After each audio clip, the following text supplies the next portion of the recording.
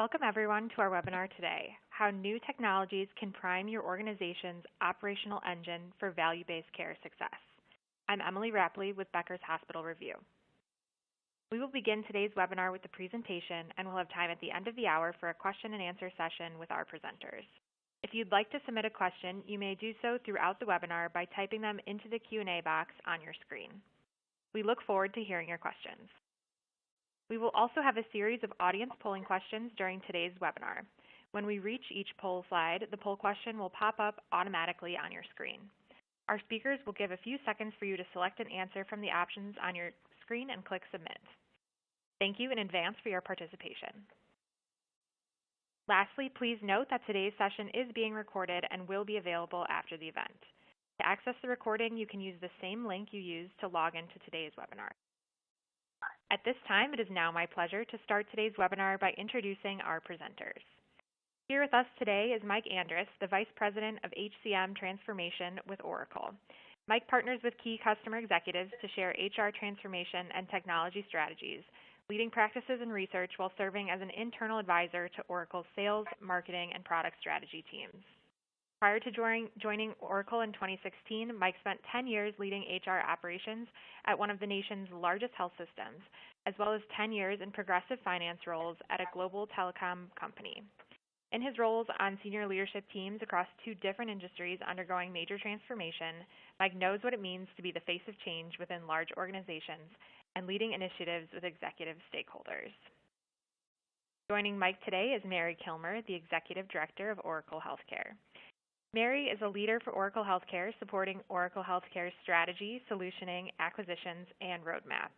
She works with customers, industry leaders, and our Washington lobbyists to ensure Oracle solutions are relevant and supportive of the industry's focus and mission. At this time, I'm pleased to turn the floor over to Mike to begin today's presentation. Wonderful. Thank you very much, and good morning, everyone. I think everybody's in a morning time zone at this point. Really appreciate everyone joining, especially this time of year. Certainly super busy, and appreciate the opportunity. I think we were talking before, this is one of our larger turnouts, and Mary and I have partnered on these over the last couple of years, so really excited to see the attendee turnout. So we'll really talk a bit about kind of where are we seeing and where are we delivering innovation in both delivering an improved employee experience as well as delivering operational efficiency. And I'll start just kicking us off here with kind of a background, kind of building the case for change and what we're seeing across the industry and how that's translating into our thinking and our product development and how we're working and engaging with our customers to address these. So obviously the big headline from an employee perspective and the importance of attracting and retaining the right talent within your organizations is the tight labor market. And we hear the headlines broadly of less than 4% unemployment. But what a lot of people don't understand and what you all are living, certainly, and what we recognize is that when you start to dig into healthcare specifically, that unemployment rate, that available talent is running half to a quarter of what the overall economy is. So we've seen overall healthcare unemployment dip around 2%, and when you dig into the hospital subsector specifically, that number goes as low as 1.1, 1.2%. And this is unprecedented. Certainly, those that have been around 15, 20 years remember the pre-recession, but certainly what we're seeing now is one of the tightest labor markets. In addition to that, and what's a little different, is just the expansion of the jobs as well, right? And we know this as well in terms of staffing and meeting volumes within our health systems. Where we were 20 years ago is really only about 3/4 to a half, depending on what market you're in terms of job openings. And so we're, officially, I think in the last 2 years in a situation where we have job openings exceeding available talent. In addition, the talent that may be seeking a change so they don't show up in our unemployment numbers but those that may be considering a move, and you all know how tight it is in your local markets with folks willing to go across the street for 50 cents more an hour. But what we're also seeing is about 80% of those that might be considering a move are considering themselves passive, meaning they're not actively looking. They might respond to an outreach, and they may be considering a move, but they're not actively seeking. And that translates into recruiters obviously having their work cut out for them in terms of finding talent. And it's not as easy as putting a job posting out there and waiting for applicants to come in, but actually getting very creative and proactive in how we're sourcing. And we'll talk about how we're supporting that with technology here in a few minutes. So in addition to just the available labor that's out there, we're also seeing turnover and vacancy rates continuing to rise as well. And overall hospital turnover is about 19%. First year turnover can be as high as 30% in a lot of our organizations. And that's translating into nurse vacancy rates that have risen over or just about 40% in the last 3 or 4 years. And you can see that average time to fill the RN vacancy rate of 86 days is also at its highest levels as well. And we've called out nursing here specifically as they represent typically one of the largest single categories of workers within our health systems. So with that increase in vacancy, or that time to fill, and the increase in vacancy rates, what that's translated to is real costs for health systems as well. And we see about a 6% uptick in premium labor spend and overtime in agencies. So in addition to that, in that environment, we're also seeing clinician well-being being challenged as well. And this is somewhat conservative. We see numbers as high as 45 to 65%. But these are physicians and nurses that are reporting having substantial symptoms of burnout. And burnout, loosely defined as exhaustion, cynicism, a low sense of personal accomplishment within their role. And when you also consider that less than a third of a day is really spent on direct patient care, which is why caregivers get into this in the first place, and they're spending up to 2 hours of personal time catching up on clerical work each night, what that translates to is some of these contributors to burnout. And we can see that listed here as obviously just being bogged down with bureaucratic tasks within operations, spending too many hours at work, and obviously kind of you coming out of the EHR stabilization period as well. And so we've taken all of these factors and we'll address these as we go throughout our time here this morning. So why does an investment in employee experience matter? So some leading thinkers at Press Ganey and Gallup have published studies, and you've probably seen some of these as well, but linking the correlation between patient safety and patient experience or patient satisfaction to the engagement levels of the caregivers. And so what you can see here is obviously significant reduction in patient safety incidents between work units that are considered engaged, or the top half of engagement survey respondents, versus disengaged or bottom half work units. And you can see similar results translating over to patient experience through HCAHPS scores. So how do we define the employee experience? So a good way to think about it is really just kind of following an employee along on their journey through employment, whether it's making a decision to leave their former or current employer, how they learn about your organization and how they make the decision to apply, all the way through the evaluation process. So as you're evaluating prospective employee, they're also evaluating you as an employer and ultimately making a decision to join, where they go through an onboarding process, they get skilled up, they get through their training, and they move into what we consider a contribution mode, right? So they've perfected the skills required, the basics for them to do their job, they become masters at that job, and they actually start contributing more discretionary effort.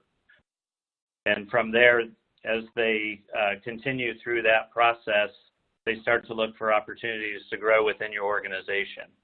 And the idea is that we want to keep this as a continuum, that they're able to find opportunities for growth and be able to stay with your organization versus feel that they need to leave to find those growth opportunities with someone else.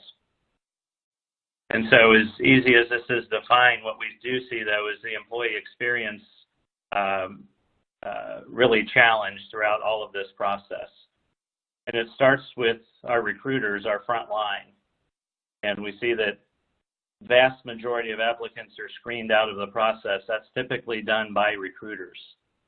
So while we have recruiters that are screening through applicants that maybe don't even meet basic qualifications, all of that transactional work requires touch, which takes them away from the ability to really engage and start to develop the relationship through that evaluation process with the applicant or candidate. And as a flip side of that, about 70% of applicants never hear back after they apply. Those recruiters are just going through volume and touching applications electronically and disqualifying, other than an email saying, thanks for applying and we'll keep you in mind for other positions. Rarely do applicants have the opportunity to continue to develop a relationship, even though they may not be specifically qualified or meet the requirements of a job that they've applied to. Once that decision is made and as they're onboarding, only 12% of employees really strongly agree that their organization does a good job of onboarding.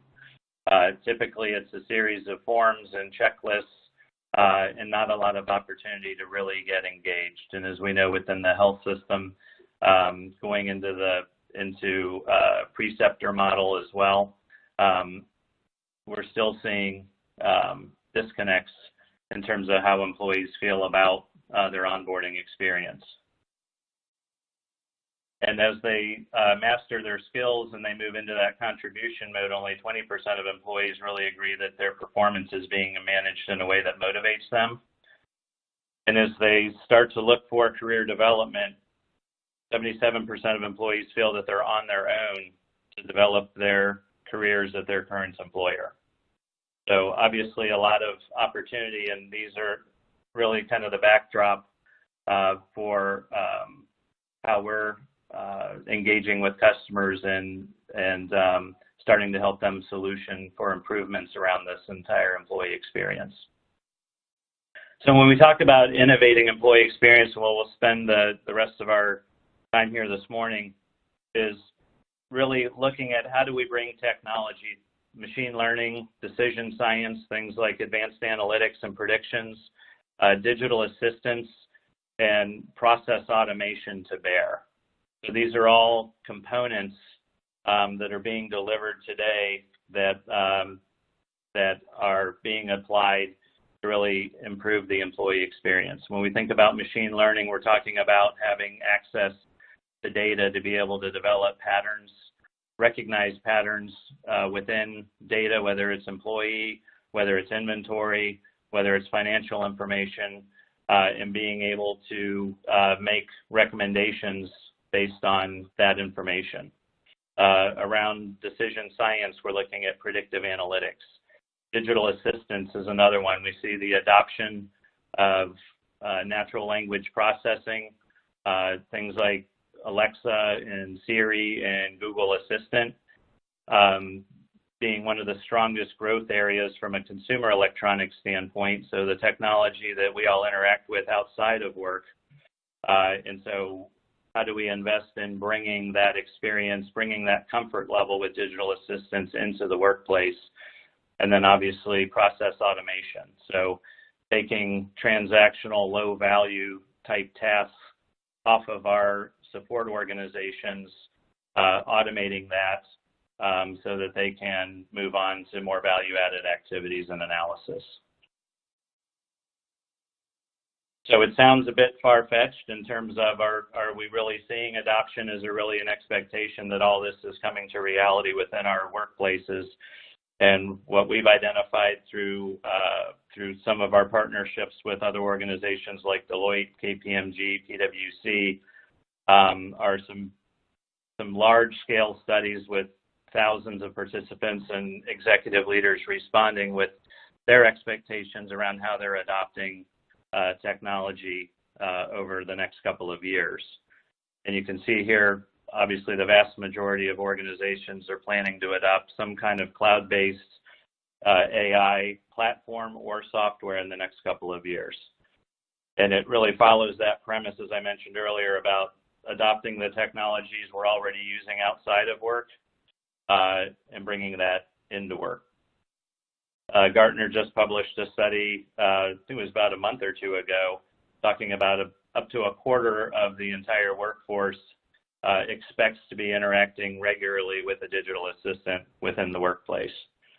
And so the rest of our time this morning, we'll talk specifically about how this applies around our HR platform, our finance and supply chain platforms.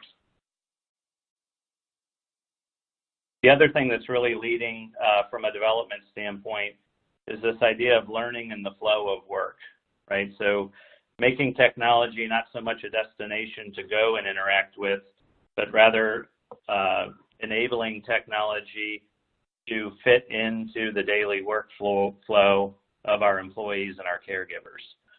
And we saw in that earlier research around being bogged down with administrative tasks and spending too much time at work. And we take that as one of the guiding principles for our development around how do we meet employees and caregivers in their regular workflow versus providing a technology that requires them to go find a computer somewhere, going in and logging in, performing administrative tasks, whether those are HR, finance, supply chain. Rather, how do we develop a technology that actually reaches out and informs our employees when action is needed, or how do we put information in front of them? So we'll talk a little bit about some of our use cases, specifically in HR, and then I'll turn it over to Mary to dig into kind of the operational efficiency around finance and supply chain. This one we won't spend a whole lot of time on, but obviously digital assistants and chatbots. And I mentioned just the overall uptake of that in our day-to-day lives. And so really delivering all interactions through digital assistant, really turning chatbots and digital assistants into a new user interface versus going back to a home page or a landing page and navigating through trying to find tasks to be accomplished in an ERP system. From a recruiting standpoint, we touched on, again, kind of that workload and that burden on recruiters and the amount of time that they're spending manually going through applicants.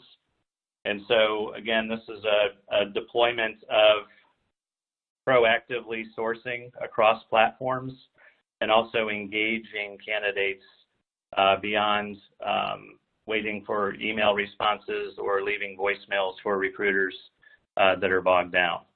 And the idea here is that delivering digital assistant for recruiting, allowing candidates to get questions answered and search jobs directly from platforms they're already using, like LinkedIn, Facebook Messenger, Indeed, right? The ability to upload data quickly, cut down that application process, and as they're engaging on your corporate website, having the ability to ask questions directly through a digital assistant capabilities.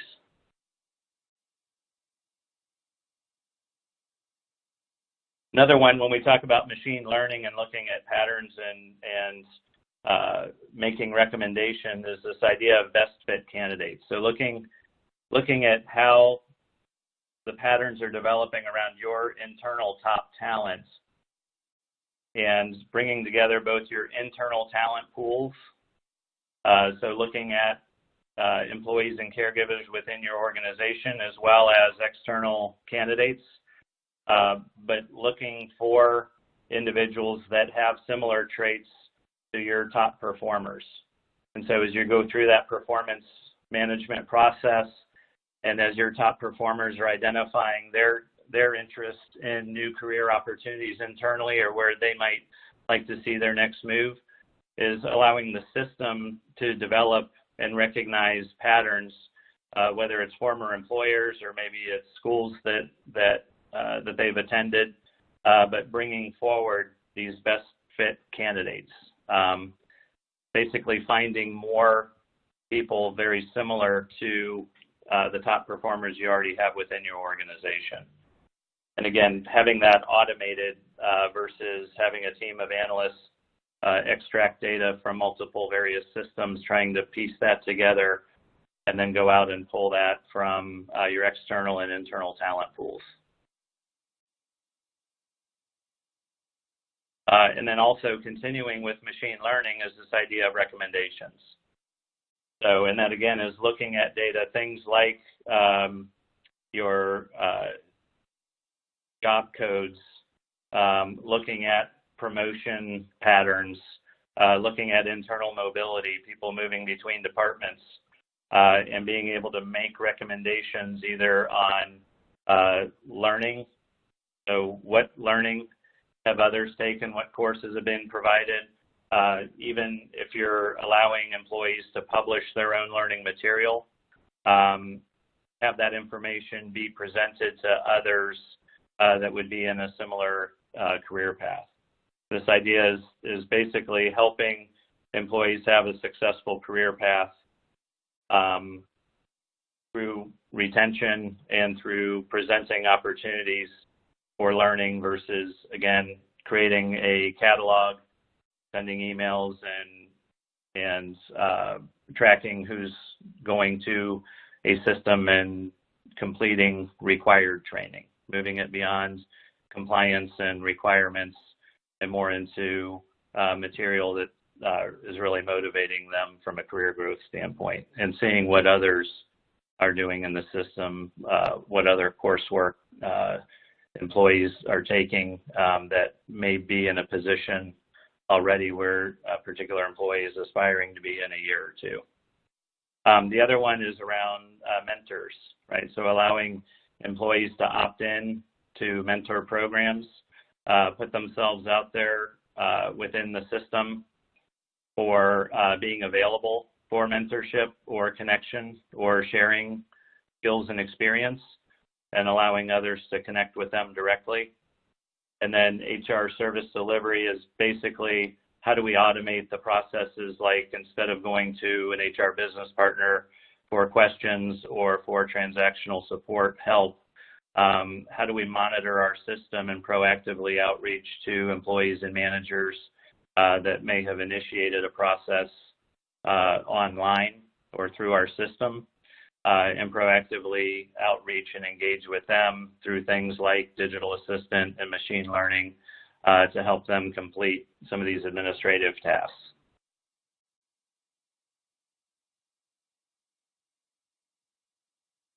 And then finally, we talked a bit about decision science or decision support. And obviously, when we think about that, we take analytics beyond what's happened in the past or what's currently happening in our dashboards, and actually making correlations and looking at trends to make predictions about what's happening in the future. And so we're able to provide guidance, providing dozens of factors. So if we look across the workforce and we see things like compensation actions, we see voluntary termination, so who's leaving the organization? Are we losing our top talent? Are we losing people with similar backgrounds where they're not feeling that opportunity to grow or be retained within your organization? We're able to look at other employees in similar job roles or with similar patterns around compensation or time off to be able to make predictions or identify risk factors for other employees, so that you're able to proactively engage with those employees before they feel compelled to make a decision to leave your organization. We see that as well. We can apply that to workforce modeling. The ability to reorganize the department, shift resources between departments, and be able to look at relative effectiveness of the organization through a model before actually implementing those changes in the system. Where we see this a lot in our healthcare customers, and Mary and I can speak to this as well, but probably 70 to 80% of customers we talk with are in the middle or have recently gone through some kind of merger acquisition. And so the ability to bring data in and do some of this workforce modeling prior to turning all of that data live in the system is a huge opportunity.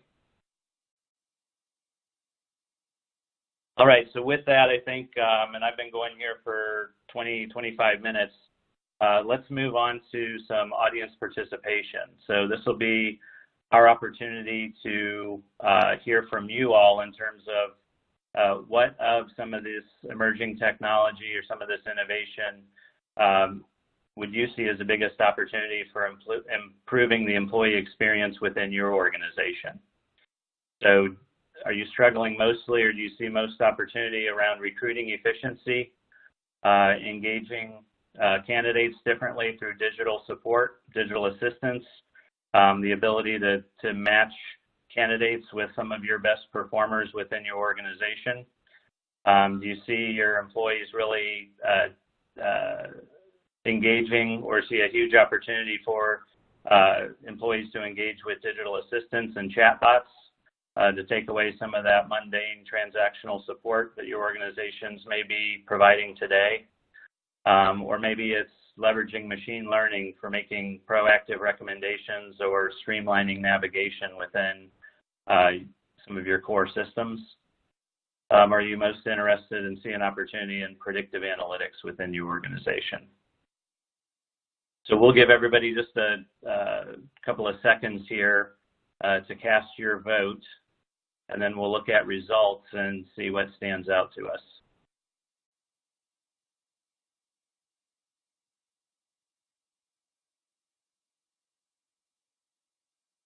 All right, so let's move on and see where the biggest opportunity is. So it looks like a lot of folks see an opportunity around that candidate experience, and also an interest in moving forward with predictive analytics, which I think from an HR or HCM perspective are closely related as well, right? Being able to identify those employees at risk of leaving the organization and getting in front of those to help drive retention, which ultimately supports some of that turnover and the need for new talent, but certainly getting more efficient on that recruiting process and getting candidates engaged. Great. Well, thanks for sharing this insight with us. With that, I will turn it over to Mary to take us beyond the HR aspects here and that operational efficiency and finance and supply chain. Thanks, Mike. You can go to the next slide. So good morning to everyone and happy holidays. Unfortunately, I must be on the naughty list because Santa brought me an early Christmas cold. So hopefully you all can understand me as I'm getting over this cold, and obviously you don't need to worry about catching it from me on the phone. But we're going to talk a little bit about tools that you can use across your organization beyond, including some of the ones that Mike referenced, but also including some additional ones. Now, these are Oracle solutions, but you should look for this type of capability in any ERP vendor that you're looking at, or maybe third parties that you want to bring on board. Excuse me. Sorry. Oracle has an approach that they embed this solution into their single holistic platform for ERP, which includes finance, supply chain, budgeting, planning, and HCM. But these are the capabilities that any solutions you should be looking for going forward. And let's talk a little bit about them. Next slide. So, innovation. I was surprised to see about the chatbots that you all are less likely to be utilizing those, because we're seeing a lot of healthcare organizations really seeing the value associated with that. But we'll get to that in a minute. Really looking at some of the things that Mike referenced in regards to embedded learning, innovative machine learning, decision support, predictive analysis, IoT, and also blockchain. So next slide. Okay, let's start with guided learning. This is something that we call is guided learning, but in essence, it is embedded learning within any solution that you have. So if we step back and we think about employee experience, really what we're talking about is having tools, a solution that engages and empowers employees to be able to do their work, make it easier for them to be able to do their work, and not have to search and find and get frustrated associated with it. So everything we focus on is about making it easier and simpler, but yet bring some of the answers associated with what they need to find.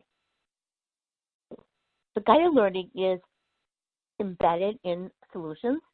So I am somebody who doesn't necessarily do an expense report all the time. I click on expense report, and it has a nice YouTube video or OTube video that's going to show me how to do that. I don't have to call somebody and go, I know I was turning on it, but I forgot, or I don't do this all the time.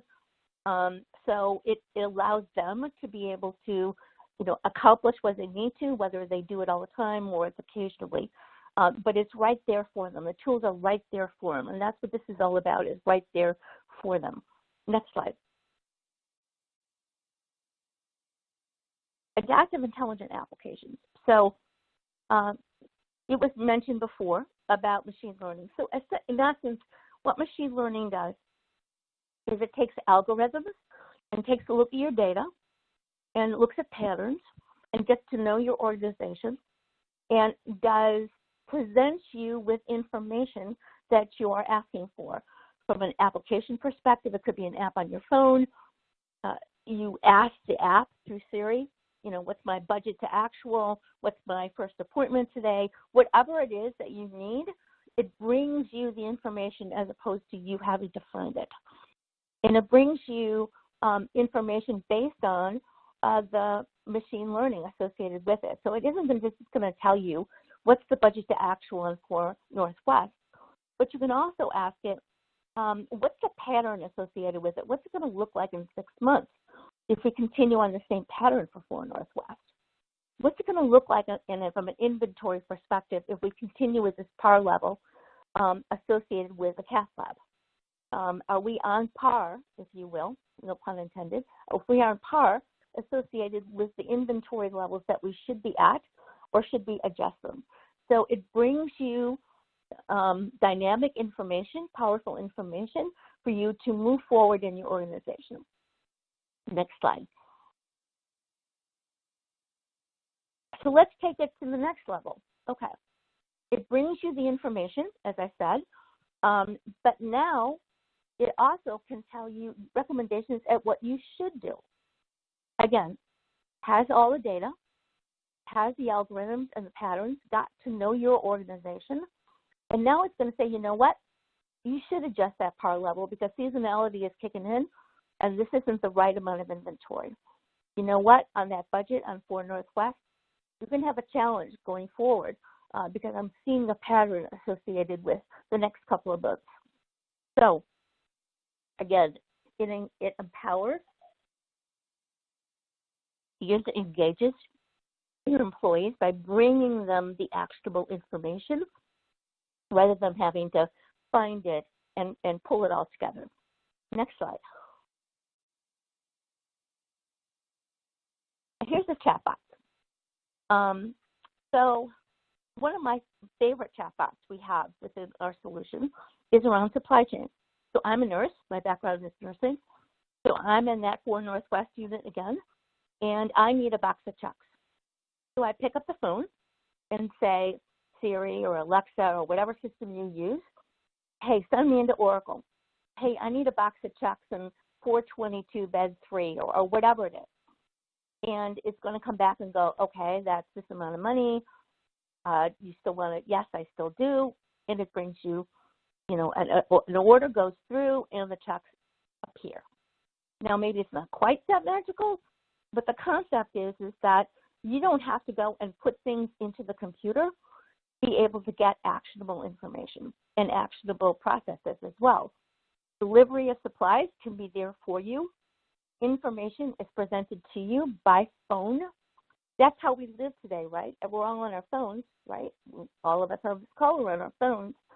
So why not use the technology that employees are comfortable with to be able to help them accomplish their tasks going forward? Next slide.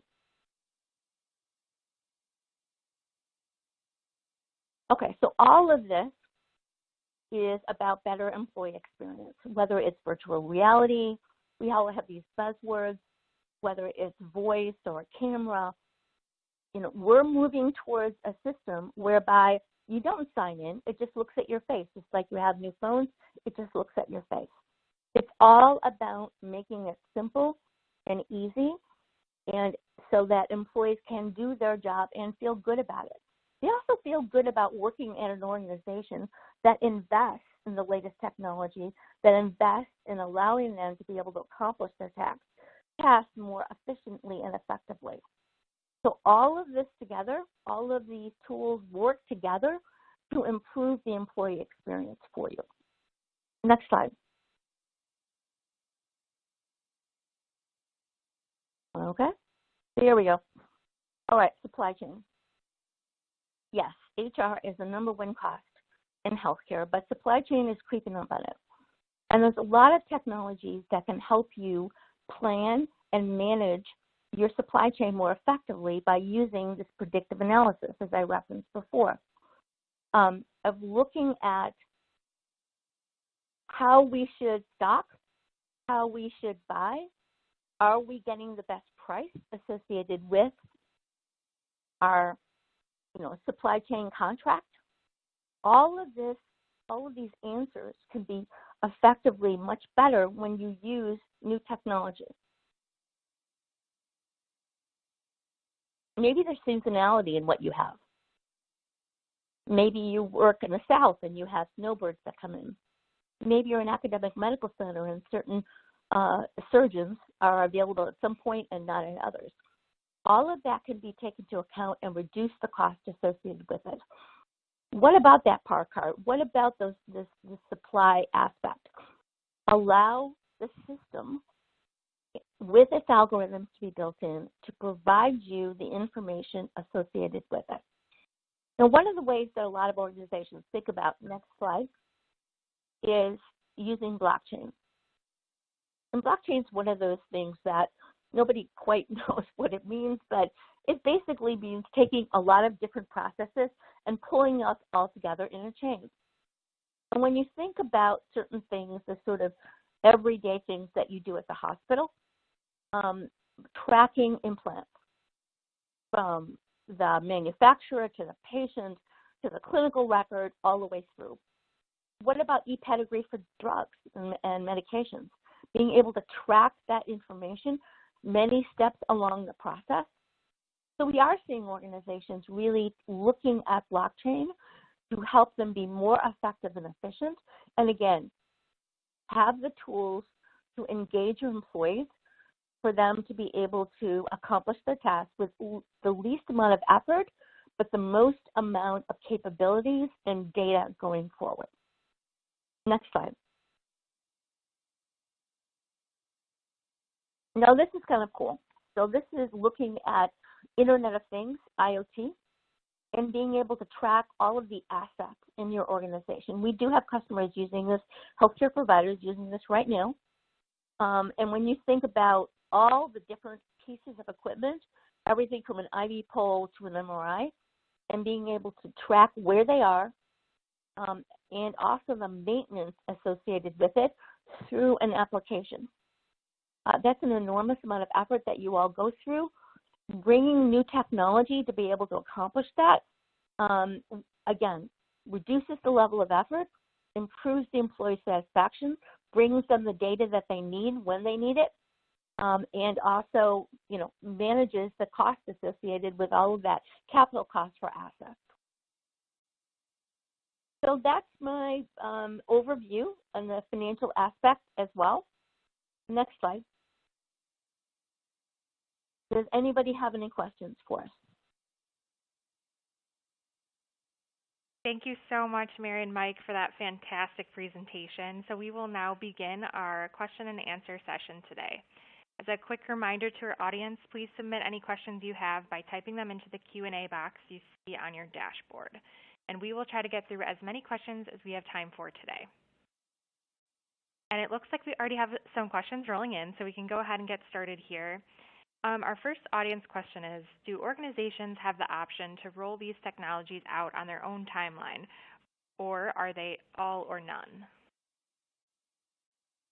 Well, I can take this one, and then Mike, you can answer it. Absolutely your own timeline. It's your choice what you use, when you use it, how you use it. Each of these are individual capabilities and individual capabilities within a functional area. You might want to do more in HCM than you do in finance and supply chain, or the opposite. But it's your decision, your timeline.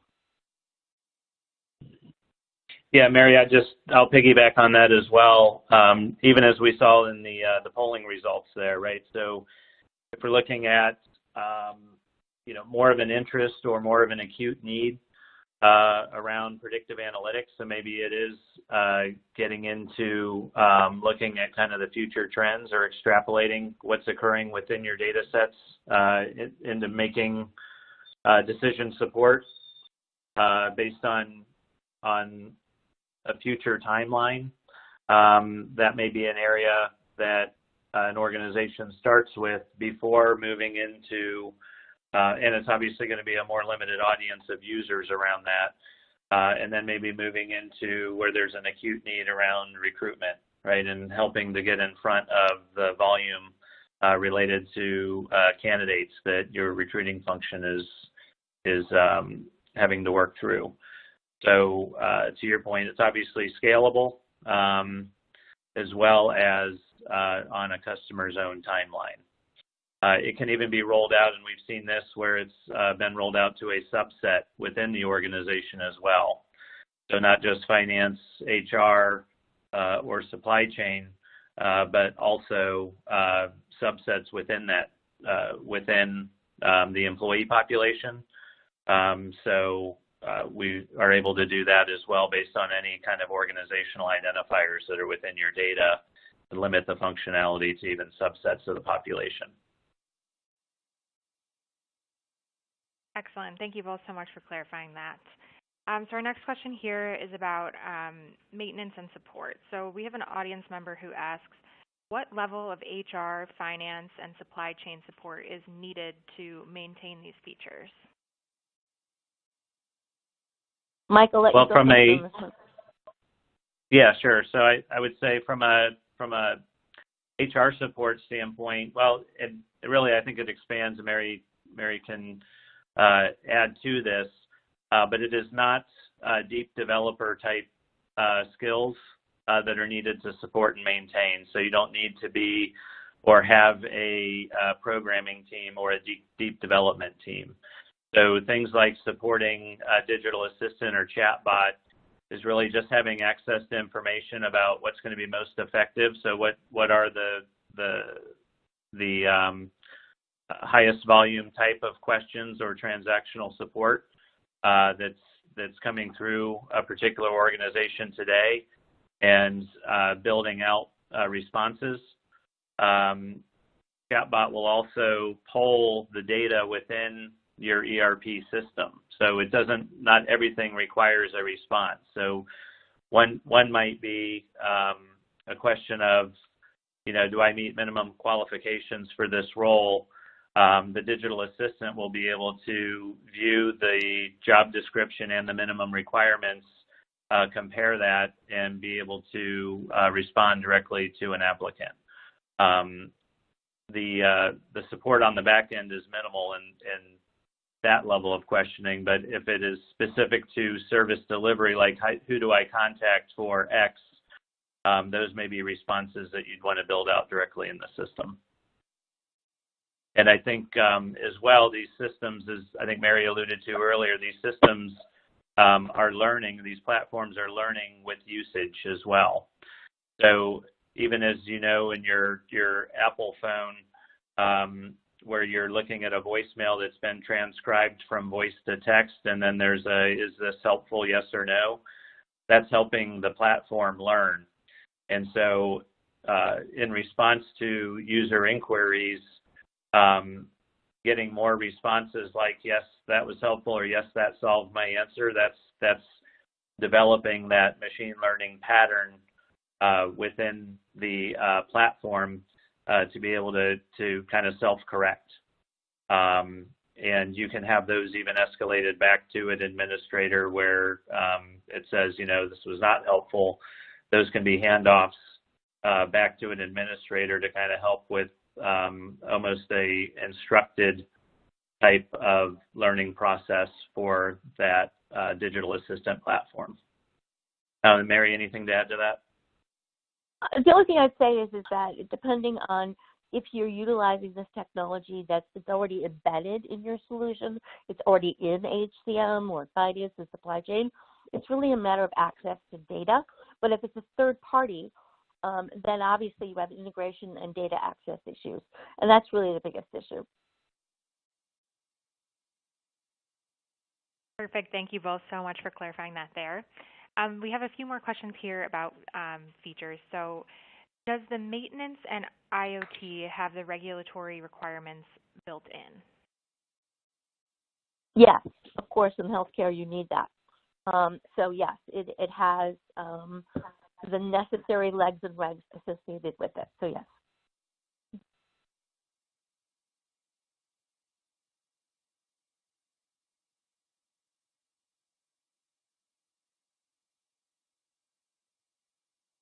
That was it.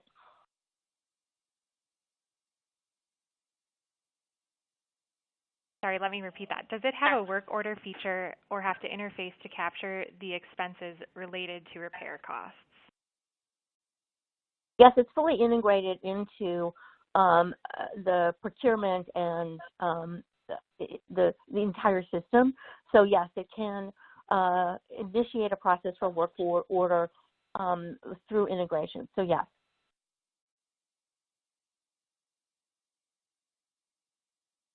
Excellent. Thanks, Mary. We're just cruising right through these here. So our next question here is the first year turnover rate a percentage of the overall turnover? Is first year turnover rate the percentage of overall? So that is a percentage of the employee population within their first year of employment, if I'm understanding that. So I think I mentioned it was 32, 33%, and 19% overall. So what that means is there's higher turnover in first and second year employees than in those that obviously after their second or third year are less likely to leave an organization. I hope that answers the question. Perfect. Thank you so much, Mike. And I'll just give one more minute here to see if our audience has any additional questions before we close out the webinar. So just a quick reminder, you can input those questions on your dashboard in the Q&A box on your screen.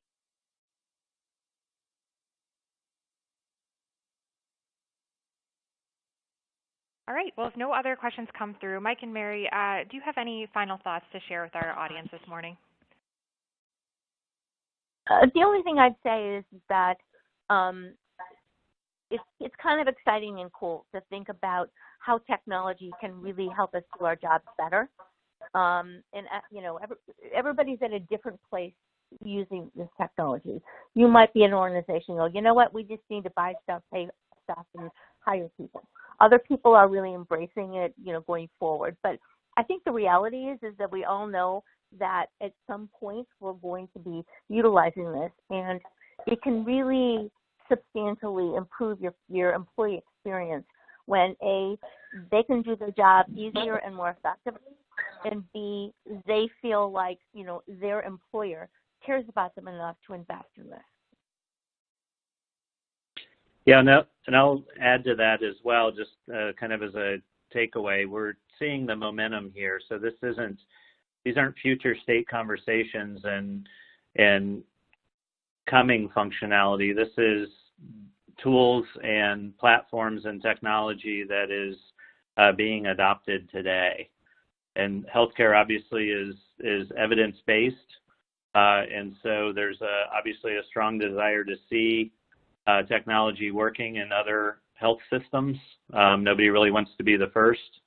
And so what we're seeing, even across our own customer base, is the adoption and deployment to where we're starting to build a critical mass of not being the first customer necessarily to have deployed these platforms. And so to Mary's point, that's a very exciting time to really be able to see this and be able to speak to it in terms of